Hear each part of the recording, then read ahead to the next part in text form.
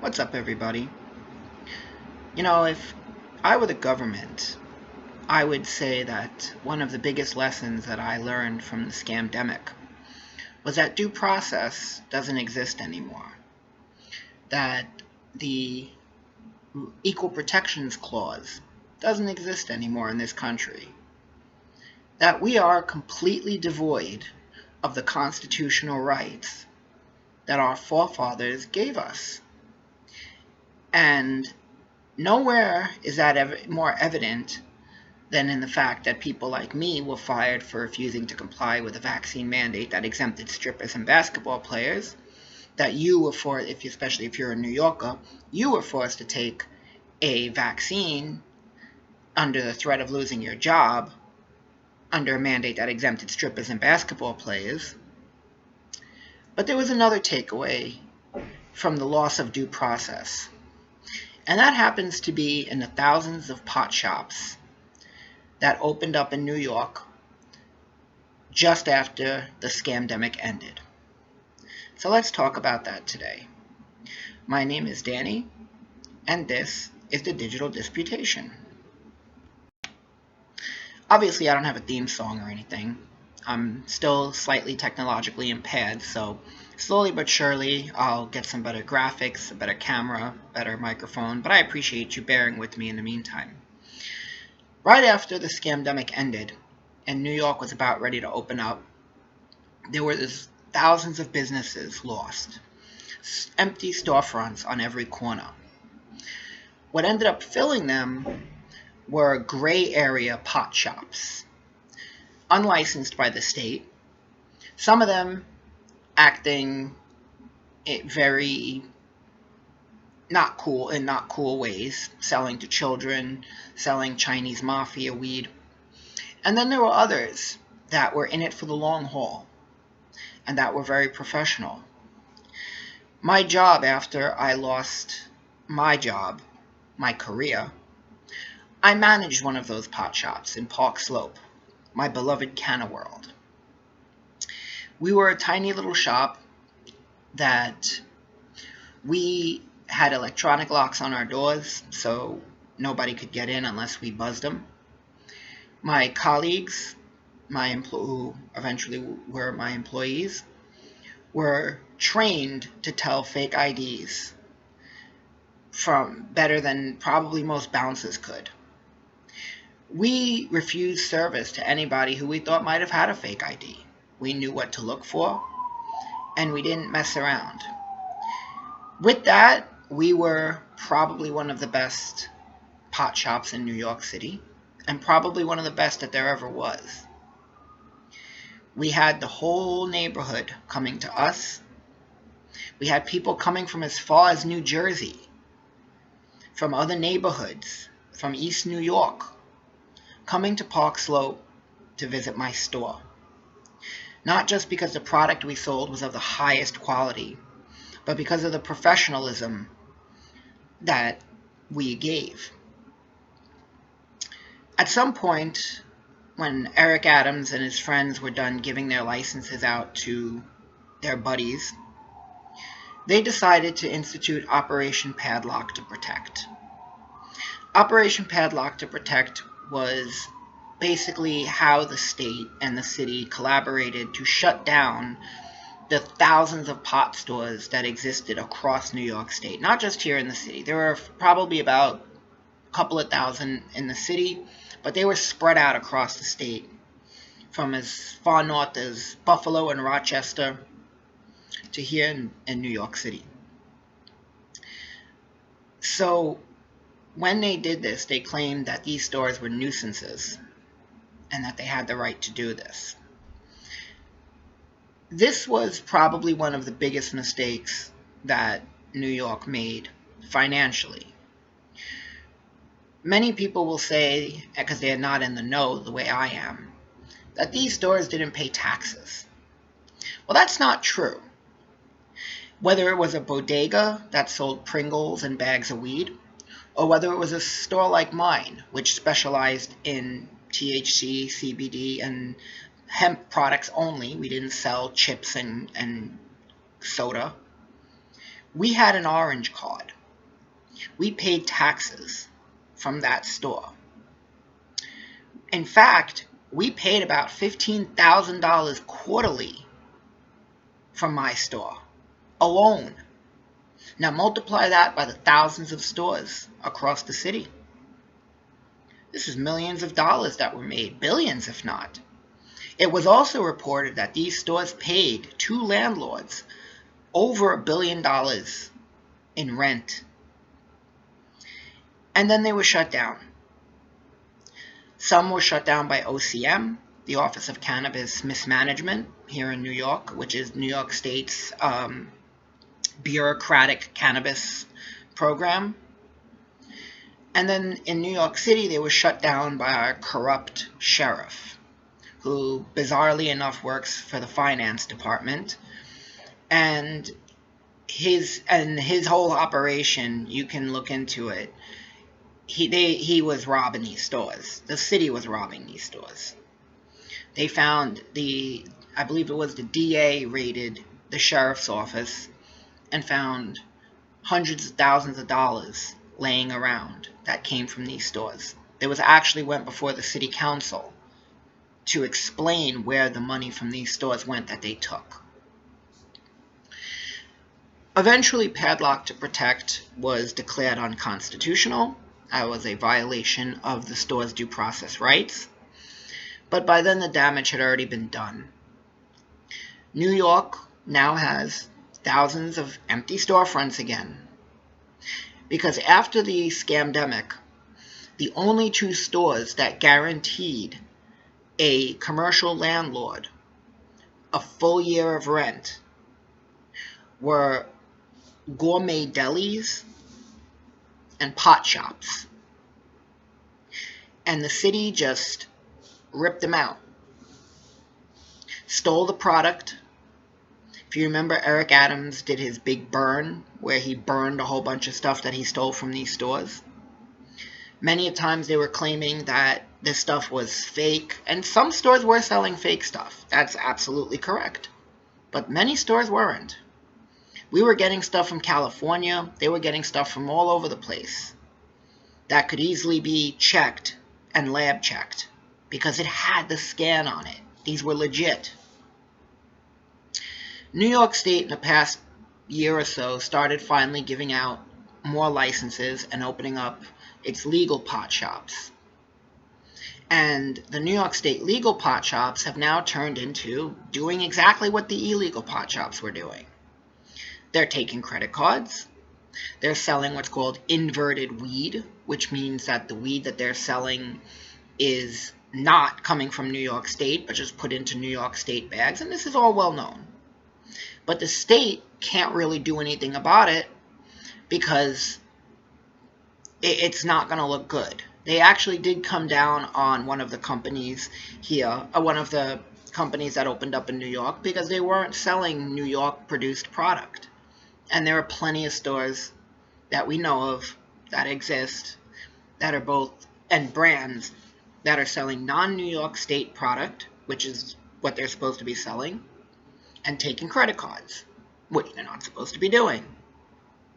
It's interesting, too, because despite what they did to us, they never came down on the credit card companies. The credit card companies knew that we were taking credit cards. They knew it. We were scanning them, and they knew. But nobody ever punished the credit card companies for taking all that weed money. They got their, 4%. But they didn't get punished. Small locally owned businesses were punished. Small-time commercial landlords who had space filled, who had non-vacated storefronts, which are now vacated, they were screwed. Because now New York City, especially, has made it so impossible to open up a business that many of these storefronts are still empty. And if anything, they became another bodega, which, as we say in Yiddish, you need like a lachen cup, a hole in the head. So what was the point of all of this? Well, it proved that people are not going to fight. It proved that people are not going to stand up for each other. Many of these pot stores, especially the bodega ones that were selling to children, that was selling Chinese mafia weed, many of these stores were not in it for the long haul. They figured it was going to be a temporary thing, and they cashed out and went back to selling chips and soda. But then there were some that were in it for the long haul, that were establishing themselves as trusted shops that people came to because they knew they were getting high quality products. Many of them were not just selling cannabis. They were selling CBD products, federally legal 2018 Farm Bill products. And yet, if you go into a store, as far as I understand it, if a store is selling untaxed cigarettes, they take the untaxed cigarettes, they find the store, but they don't shut the store down and stop it from operating. Many of these stores, mine included, when they were shut down, had a shelf full of legal products. Stuff that was federally legal to sell.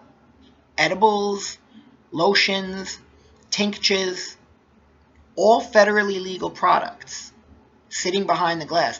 I actually wonder how many of these brands from around the country that we were ordering from with our tax ID, how many of them have suffered because of the fact they lost all this business. To make it even funnier, if you could call it that, many stores are already, many bodegas and legitimate grocery stores are selling federally legal Delta 9 drinks and products. And no one's coming down on them. There's no show me your ID. You can walk into many stores here in the city and buy a Delta 9 drink with 10, 15, 20 milligrams of THC in it. And now you have the legal stores doing exactly what the illegal stores were doing.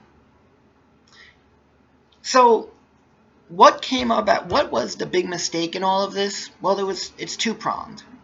One, the city shut down thousands of orange card holding stores that were paying taxes. The city has I think Mamdani said about a $12 billion deficit that is never going to go away because they can't keep plugging a leaking hole, because this is a lot of the money is just shooting out, coming in one end and shooting out the other. This was a tax base. And yet they shut them down, depriving the city of all that tax money. They could have grandfathered them in. They could have gone around and checked on them. Okay, you are a legitimate store. My store had zero community complaints. When we got shut down, I went to my local precinct, which I had a great relationship with. Why? Because they knew we weren't selling to the kids. When I had customers who were turning 21 or who had younger siblings, and even in the neighborhood in Park Slope, the kids knew, don't even waste your time going to Counter World. They're not going to be nice about telling you not to go away. They can tell your fake IDs. Even the person who's not from America can tell your fake ID and will tell you, if she doesn't know, come back when somebody else is here. When we found out about the New Jersey licenses, we sat down and we did our homework to find out how to tell a legit New Jersey license, because many of them were fake, especially the old ones. But there was no due process for us. We were deprived of it. And that's a very big common denominator, which is the second prong. The state started, when COVID ended, the state of New York, the city of New York, showed that due process doesn't exist in New York anymore. That your constitutional rights, your business's constitutional rights, are moot. We were tested. We had a what is it called? The people who come around to make sure you're legit. I can't remember the name of it off the top of my head. Basically, they came in one day, not from to bust us, but to check to make sure our orange card was legitimate. They gave us a ticket for not having a good enough sign about refunds. They told us we needed to have a better sign to show, and a specific sign to show that you have to be over 21. And they gave us a fine for that. They saw us as legitimate. We were operating for nearly to over 4 years. When does the due process rights come into play?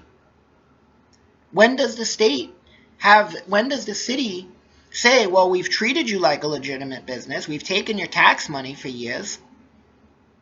We begged you to open. Eric Adams begged these stores to open when COVID ended because there were so many vacant storefronts. And they occupied them. And many of these stores looked very nice. But now the city and the state, and especially the city, have deprived themselves of billions of dollars in tax revenue coming from these stores. And the legal stores are mostly paying to the state. So they're sharing, it's a profit sharing. I thought that one of the smartest things that Mamdani could do, which he probably won't, is beg those stores to reopen. If you had a weed store, reopen, and we're going to keep the tax revenue, just the city of New York. You'll pay taxes just to New York City, not to the state. We're going to have that as our own little income stream. Eric Adams could have done that. He could have gone around, and for the stores that had community complaints, that had a reputation for doing things that were unlawful, for selling to children, which was unacceptable in my store, we shut you down for being a nuisance. But for a nondescript, tiny little pot store in Park Slope that was so inconspicuous that when there was an armed robbery in the bodega next door from us, and I let the police officers in to look at my cameras, my security cameras, to see if they could catch the guys running past. Because you know what they said, the cops? They walked in, they looked around, they said, wait a minute. This is a weed store? And I said, yeah, we've been here for years. We didn't even know you were a weed store. We used to just see all these old people walking in and out. We thought it was a vitamin store or a health food store. I said, no, it's a pot store.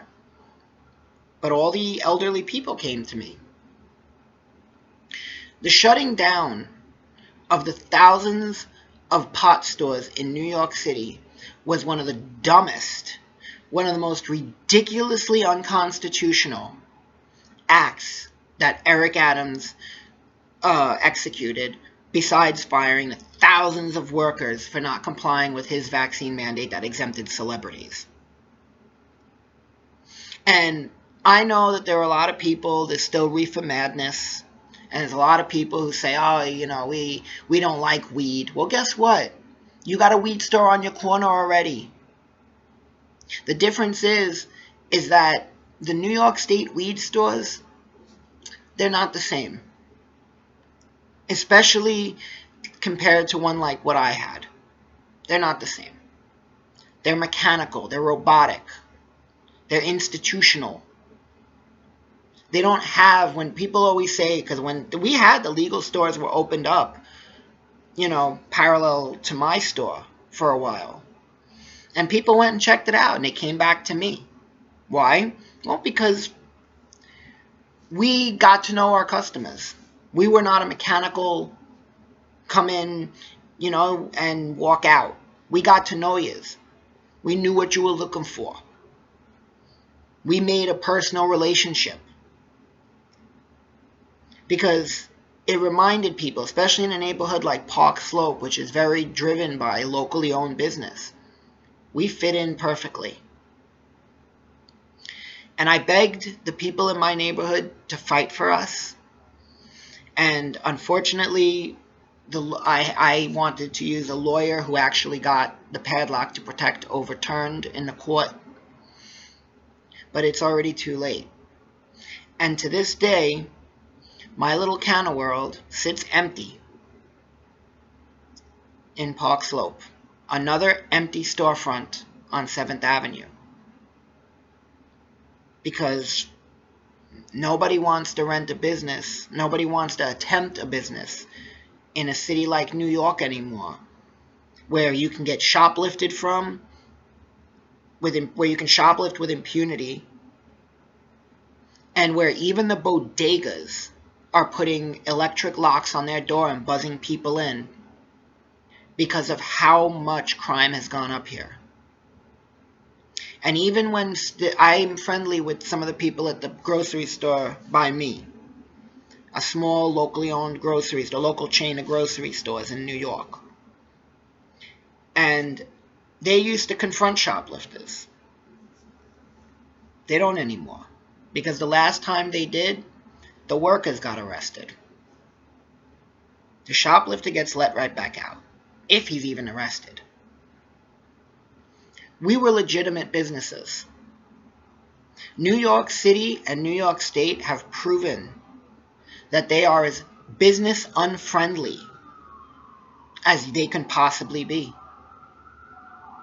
There is nothing that people want to attempt here anymore, because they know that New York State and New York City will torment them with the taxes, will allow crime to take place with impunity, and there's no benefit anymore. I'm going to end this off with a quick story. After Hurricane Sandy in Coney Island, there used to be, Gravesend, right up the block from Coney Island Hospital on Avenue Z. There was a chicken spot. Some people called it Grandpa's Chicken. Some people call it, I don't know, I used to call it, what's his name? Vinny's Chicken. Nobody actually knew the name of it. But back when I ate meat, that place was the most legit spot to get fried chicken sandwiches in the neighborhood. Vinny used to answer the phone for your order. He knew everybody. Even though the whole neighborhood called him, he knew you. He answered every call. If you wanted to eat at 10 o'clock, you needed to order at least by 8:45. Because everything was cooked fresh. You didn't get, nothing came out of a box. The freshest chicken you will ever have had. We used to spend so much money there with me, my friends and I. And after Hurricane Sandy, everybody asked Vinny, when you're going to reopen again? He says, I'm not. Taking my insurance money and I'm moving to Florida. This was such big news that it was actually reported in the local newspapers. They actually interviewed him and asked him, what the hell, Vinny? Why aren't you reopening your shop? This was a guy who came up from the streets, got his shit together, and built an insanely good restaurant. His answer? Because in New York City, you are not the CEO of your business. New York City doesn't allow you to be the CEO. In New York City, you're the CCO, the Chief Compliance Officer. New York comes up with some stupid new rule, like you can't have straws, you can't have bags. Okay, you can have straws, but you got to put them behind the counter. Whatever nonsense they come up with, you got to make sure you're compliant, or they're going to fine the living hell out of you. So Vinny moved to Florida. And his chicken shop is a Russian pharmacy, which we have a ton of in Brighton Beach and Coney Island already. And we needed like a Lachen cup. New York is run by people who are genuinely trying to destroy it. This is the greatest city in the world. Years ago, if you wanted to open up a business where you sold deep-fried Twinkies, they'd give you a month-to-month lease. You go out of business? Fine. I'll find someone else to take the spot. No problem. Then in New York, it became about get a chain, get a Rite Aid, get a bank, get something with corporate backing to guarantee you your rent. Don't roll the dice on small businesses. But now even they are closing. And when there are businesses that are operational, that are making money, that are paying rent and taxes, New York City shuts them down. And what are we left with? More vacant storefronts. Big mistake, Padlock to protect. And especially now with that budget deficit,